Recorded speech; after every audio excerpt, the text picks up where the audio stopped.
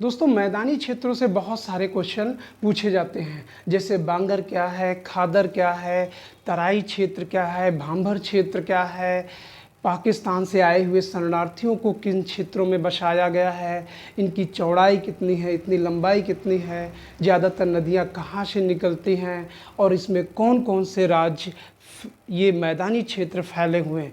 तो इसकी हम लोग चर्चा जो है बहुत ही विस्तार से समझेंगे और आपको इस टॉपिक से सैकड़ों क्वेश्चन महज 20 मिनट में तैयार हो जाएंगे। चलिए दोस्तों देखते हैं ढंग से। Good morning all of you. दोस्तों पिछली क्लास में हम लोगों ने भारत को 5 प्राकृतिक भागों में बांटा था। इनमें सबसे पहला था उत्तर का पर्वतीय क्षेत्र, और दूसरा है उत्तर का विशाल मैदान, तीसरा है प्रायद्वीपीय क्षेत्र, चौथा है तटवर्ती मैदान और पांचवा है द्वीपीय क्षेत्र। तो दोस्तों उत्तर का जो पर्वतीय क्षेत्र है इसके बारे में हमने पिछली 2-3 क्लासेज में बहुत डिटेल से समझ लिया है। अब हम टॉपिक समझेंगे उत्तर का विशाल मैदान।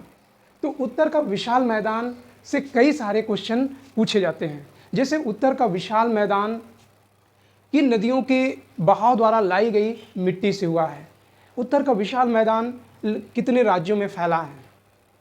तो ऐसे कई सारे क्वेश्चन बनते हैं। जैसे जैसे हम आगे बढ़ेंगे एक एक क्वेश्चन को डिफाइन करते जाएंगे। तो सबसे पहले हम लोग मैप में समझते हैं उत्तर का जो विशाल मैदान है वो कहाँ पर है और कितने किलोमीटर की लंबाई में फैला है। दोस्तों सबसे पहले आप देखिएगा उत्तर का विशाल मैदान सिंधु, गंगा और ब्रह्मपुत्र ये नदियां और इनकी सहायक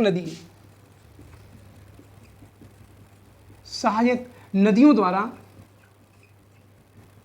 जो मिट्टी बहाकर लाई गई है उसी से इस मैदान का निर्माण हुआ है। तो ये मैदान आप देखेंगे इस क्षेत्र में। दोस्तों इससे आपने ऊपर समझा था कि ये उत्तर का पर्वतीय क्षेत्र है और यहाँ भी उत्तर का पर्वतीय क्षेत्र और यहाँ भी उत्तर का पर्वतीय क्षेत्र है। तो ये 3 क्षेत्र क्या हैं? उत्तर का पर्वतीय क्षेत्र। और अब हम बात करेंगे कौन सा? उत्तर का विशाल मैदान।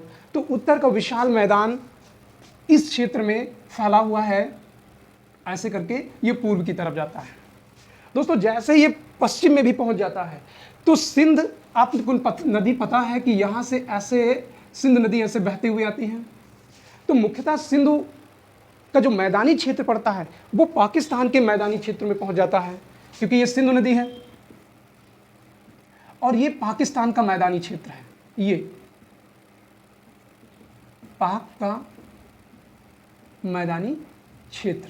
लेकिन हमें इससे मतलब नहीं है, हमें किसका मैदानी क्षेत्र पढ़ना है? भारत के मैदानी क्षेत्र के। अब देखिए इसमें सिंधु की सहायक नदियां कई सारी शामिल हैं, जैसे झेलम, चिनाब, रावी, ब्यास और सतलज।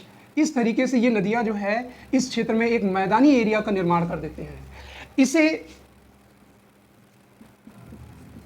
पंजाब और हरियाणा का मैदान बोलते हैं।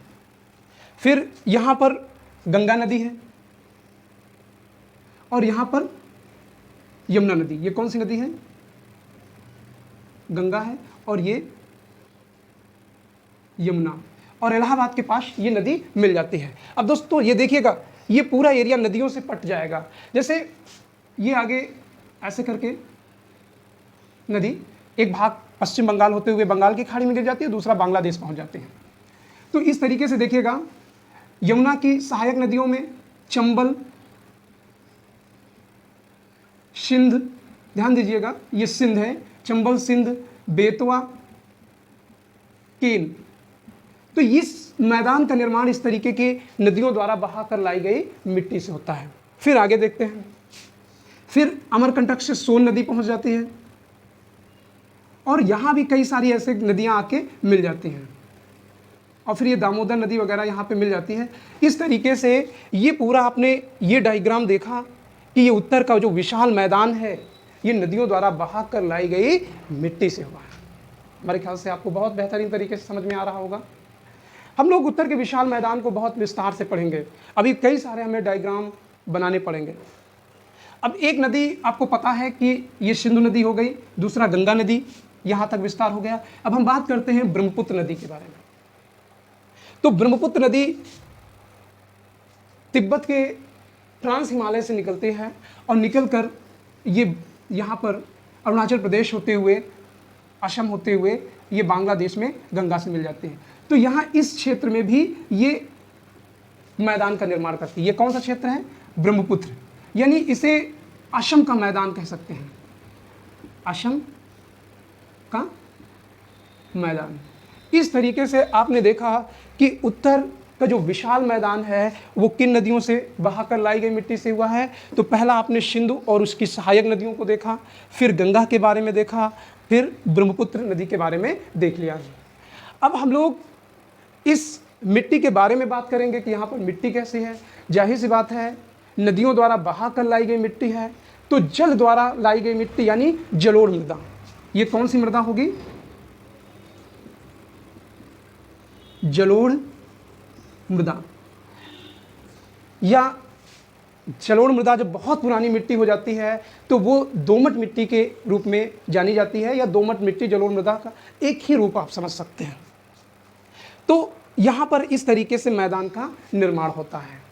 दोस्तों, अभी हम ये समझेंगे कि इस मैदान की लंबाई कितनी है, चौड़ाई कितनी है, उसको हम अगले मैप में समझने की कोशिश करते हैं। तो आपने पिछले मैदान, वो चित्र में आपने देखा कि उत्तर का जो विशाल मैदान है वो इस क्षेत्र में फैला हुआ है, ये, और ये असम वाले इस क्षेत्र में फैला हुआ है। तो इसे देखिएगा, बांग्लादेश में भी मैदान है, लेकिन हमें भारत के मैदानी के क्षेत्रों के बारे में समझना है। दोस्तों, अगर इस मैप में आप समझें तो इसकी लंबाई लगभग कितने 3200 किलोमीटर की है। कितना? 3200। और पूर्व में लगभग ये 300 किलोमीटर के एरिया में चौड़ी है, और पश्चिम में, ये वेस्ट है, पश्चिम एरिया है, और ये पूर्व में लगभग 150 किलोमीटर की एरिया में ये फैले हैं। दोस्तों, इस क्षेत्र में अगर मिट्टी की गंगा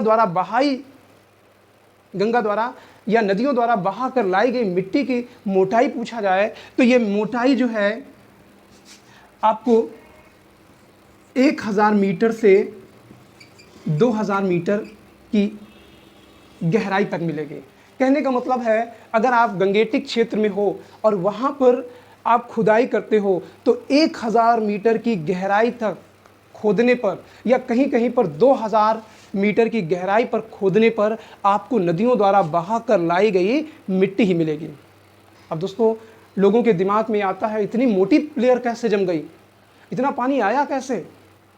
तो हम आपको बताते हैं, नदियाँ 1 वर्ष से नहीं बह रही हैं, 2 वर्ष से नहीं बह रही हैं, हजारों सालों से नहीं बह रही हैं, लाखों करोड़ों सालों से ये नदियाँ बह रही हैं। और जाहिर सी बात है, पृथ्वी जब हिमयुग से उष्ण क्षेत्र में बदल रही थी तो उस दौरान बर्फ का जब पिघलाव हो रहा था तो बड़ी मात्रा में बर्फ पिघल के चारों तरफ बहने लगा पानी के रूप में। और जब वो बहने लगे तो नदियों का जो अपवाह है, यानी फैलाव है, वो बहुत दूर तक चला गया, और ऐसे में नदियों के द्वारा बहा कर लाई गई मिट्टी का जमाव इस क्षेत्र में होता गया।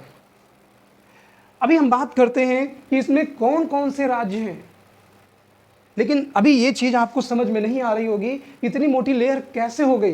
दोस्तों, मैं बताना चाहता हूँ कि नदियों द्वारा जब आप बरसात के समय में देखेंगे तो नदियों में बहुत गंदला पानी रहता है, गंदा पानी रहता है, उसमें धूल मिट्टी के कण बहुत सारे होते हैं, लेकिन कुछ समय बाद, 2-3 महीने बाद मिट्टी के कण उसी नदी में बैठ जाते हैं और पानी साफ आपको दिखाई देने लगता है।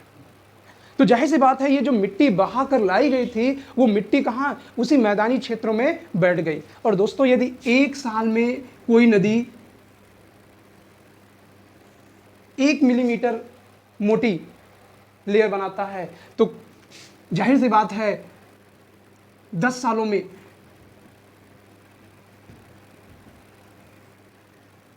में 10 मिलीमीटर यानी 1 सेंटीमीटर मोटी हो जाएगी। तो 100 सालों में ये मान के चलिए कि नदी 1 मीटर मिट्टी का जमाव हो जाता है 100 सालों में। और जाहिर सी बात है अगर 1000 साल होंगे तो ये जो है 1000 साल में कितनी मोटाई जम जाएगी, कम से कम 1000 मीटर के आसपास हो जाएगी। तो कुछ विद्वानों का मानना है कि गंगा द्वारा बहाकर, जो गंगा और उसकी नदी सहायक नदियों द्वारा या सिंधु या उसकी सहायक नदियों द्वारा बहाकर लाई गई जो मिट्टी है वो 1 या 2000 नहीं है, ये 6000 मीटर तक भी है। लेकिन आपका एनसीईआरटी का ये डेटा है, इसीलिए हम इसी को ही बताते हैं। उसके बाद इसी तरीके से ब्रह्मपुत्र नदी का जो मैदानी क्षेत्र है वो ऐसे यहाँ पर निर्माण हो जाता है। तो आपने देखा कि इस क्षेत्र में आपका पंजाब के ऊपरी क्षेत्र में शिवालिक की पहाड़ियाँ हैं, या आप कह सकते हैं पोतवार बेसिन है। शिवालिक की पहाड़ियाँ, ये आप कह सकते हैं पोतवार बेसिन। और फिर ये आगे जो है गंगा उत्तर प्रदेश, फिर बिहार और फिर पश्चिम बंगाल, और ये क्षेत्र असम का मैदान बन जाएगा। तो इसमें कुछ राजस्थान का उत्तरी क्षेत्र आ जाता है, राजस्थान का उत्तरी क्षेत्र, क्योंकि दक्षिण में बहुत आगे बढ़ जाएंगे तो ये मरुस्थल के रूप में दिखाई पड़ता है। और कुछ यहाँ पर मैदानी क्षेत्र मध्य प्रदेश का भी आ जाता है। तो ये जो मैदान है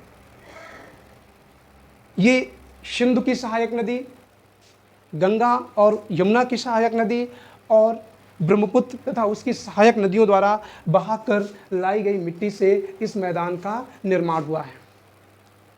और दोस्तों इस मैदान के बारे में अगर आप समझेंगे तो थोड़ा सा विस्तार से हम इसको और समझाना चाहेंगे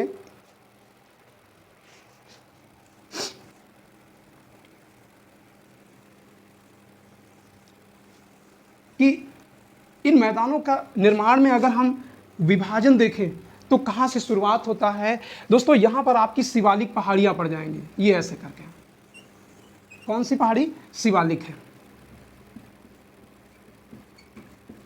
दोस्तों शिवालिक के दक्षिण में कई ऐसे क्षेत्र हैं जिसका विभाजन आपको यहाँ पर समझना होगा। तो शिवालिक कई ऐसी नदियाँ हैं जो ग्रेट हिमालय से निकलती हैं और शिवालिक को पार करते हुए भारत के मैदानी क्षेत्र में पहुँचती हैं, क्योंकि शिवालिक के ऊपर हिमाचल हिमालय पड़ेगा और हिमाचल हिमालय के ऊपर ग्रेट हिमालय की श्रेणी पड़ेगी और इसके ऊपर ट्रांस हिमालय की श्रेणी पड़ेगी। तो आप देखेंगे कि बहुत सारी नदियाँ इस शिवालिक रेंज को काट कर कहाँ भारत के मैदानी क्षेत्रों में प्रवेश कर जाती हैं। ये गंगा हो गई और ये यमुना हो गई। तो इस तरीके से यहाँ पर ये शिवालिक के दक्षिण में यहाँ पर, अब इसको आप समझिए इस तरीके से, शिवालिक के दक्षिण में आपको यहाँ पर बड़े बड़े पत्थरों का एक समूह दिखाई पड़ेगा, ऐसे करके।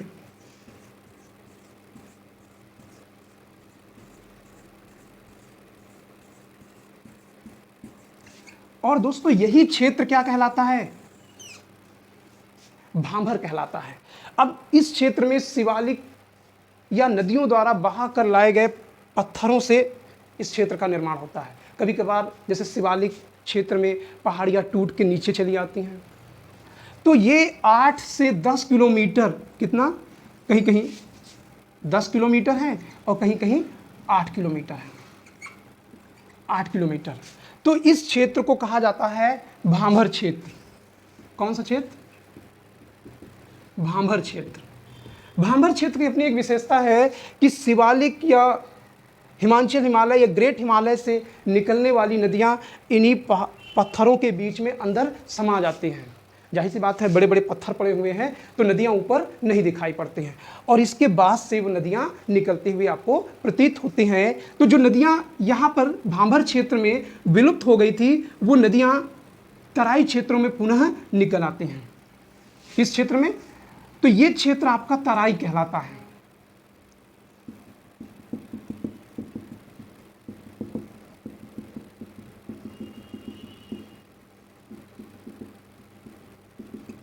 ये क्षेत्र आपका तराई कहलाएगा।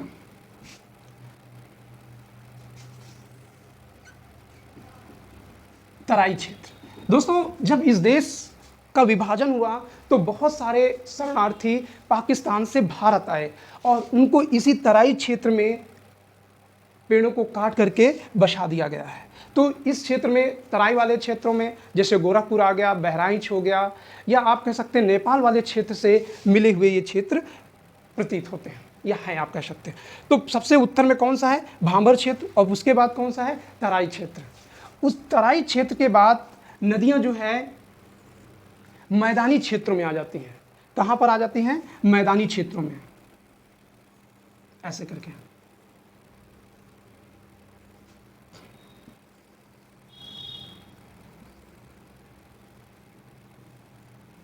तो ये क्षेत्र जो है मैदानी क्षेत्र कहलाता है। कैसा? मैदानी क्षेत्र। जब आप मैदानी क्षेत्र को समझेंगे तो मैदानी क्षेत्र दो भागों में बांटा जाता है। पहला है बांगर और दूसरा है खादर। तो बांगर क्या है, खादर क्या है, इसको हम लोग समझेंगे। बांगर और खादर ये मैदानी क्षेत्रों के, यानी गंगा, यमुना और उसकी सहायक नदियों के ये क्षेत्र हैं। दोस्तों, जैसे आपने देखा होगा कि बरसात के समय नदी का बड़ा विकराल रूप हो जाता है, लेकिन गर्मियों के समय में एक सिकुड़ा हुआ रूप रहता है। तो हम आपको यहाँ पर समझाना, एक ही नदी को बता के समझाने की कोशिश करते हैं, क्योंकि नदियों का क्षेत्र बहुत अधिक बन जाएगा तो इसमें आप समझने में कामयाब नहीं हो पाएंगे। तो इस तरीके से हम देखते हैं कि जब गंगा नदी ऐसे बहती हुई आती है तो ये एक पतली मार्ग द्वारा आगे बढ़ती है, और ये क्षेत्र जो है गर्मी के समय की नदी है, गर्मी के समय की है। यानी गर्मियों के मौसम में इस नदी एक पतली धारा के रूप में बहने लगती है।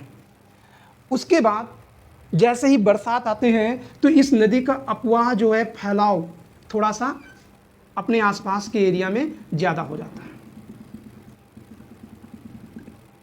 और ये क्षेत्र आपको दोनों तरफ मिलेगा।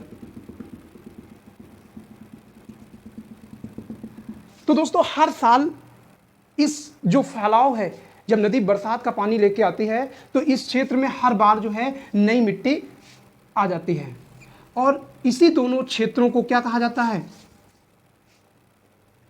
खादर क्षेत्र। क्या कहा जाता है? खादर, यानी जलोढ़ मृदा कहते हैं, या इसी को नई जलोढ़ मृदा कहते हैं। खादर को ही क्या कहते हैं? नई जलोढ़ मृदा। अब नई जलोढ़ मृदा यानी इस बार हर बार नदी अपने द्वारा नई मिट्टी बहा कर लाती है, और इसलिए क्या कहते हैं? नई जलोढ़ मृदा। उसके बाद कुछ एक ऐसा क्षेत्र है जहाँ पे बरसात का पानी चढ़ नहीं पाता है, लेकिन ये माना जाता है कि इस क्षेत्र में नदियाँ पहले कभी बहती रही हैं, क्योंकि नदियों द्वारा बहा कर लाई गई मिट्टी है। तो जहाँ पर घनी बस्तियाँ पाई जाती हैं नदियों के थोड़ा सा दूरी पर, 2-3 किलोमीटर दूर पर, यानी इस क्षेत्र में, ये जो बीच का क्षेत्र हो गया, ये पुरानी जलोढ़ मृदा है। तो ये दोनों तरफ आपको मिलेगी, यानी ये लाइनिंग, ये आप समझ पा रहे हैं, ये दोनों क्षेत्र क्या हैं? ये पुरानी, ऐसे यहां पे लिख देते हैं, पुरानी जलोढ़ मृदा है, पुरानी जलोढ़ मृदा है। कैसी मृदा है? पुरानी जलोढ़ मृदा। या इसी को हम लोग बांगर बोलते हैं, बांगर बोलते हैं। यानी यहाँ पर अब बरसात का पानी पहुँच नहीं पाता है।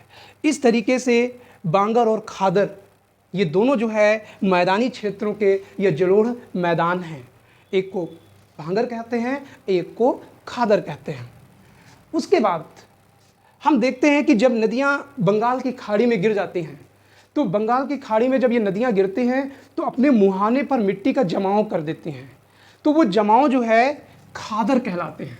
पूछा जाता है कि डेल्टा किसके भाग है, तो डेल्टा खादर के भाग है। डेल्टा किसके भाग है? डेल्टा खादर के भाग है। तो इस तरीके से जब डेल्टा में आप जाएंगे तो वहाँ बहुत सारी जैव विविधता देखने को मिलेगी, जिसकी हम चर्चा जैव विविधता में करेंगे।